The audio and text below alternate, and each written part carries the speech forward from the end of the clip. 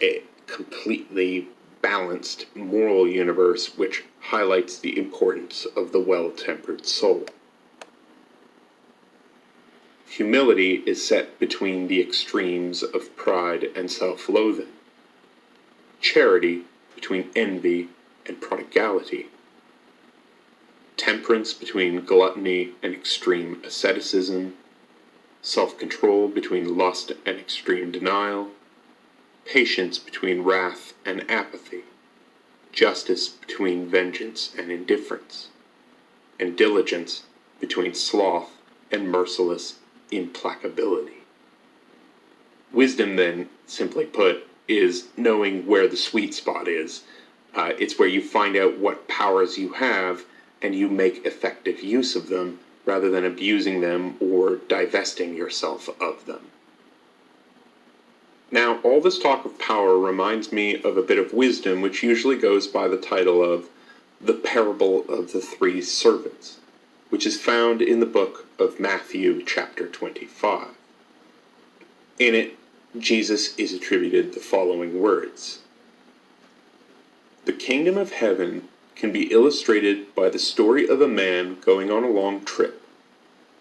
He called together his servants and entrusted his money to them while he was gone.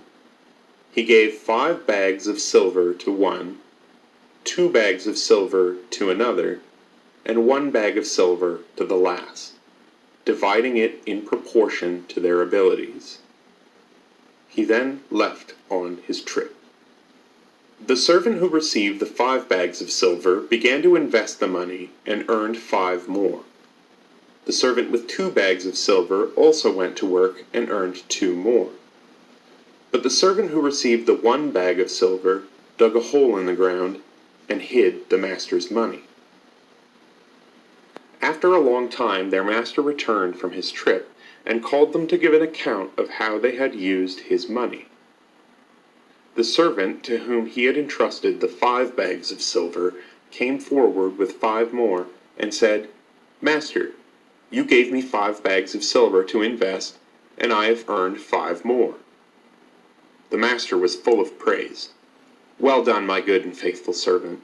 You've been faithful in handling this small amount, so now I will give you many more responsibilities.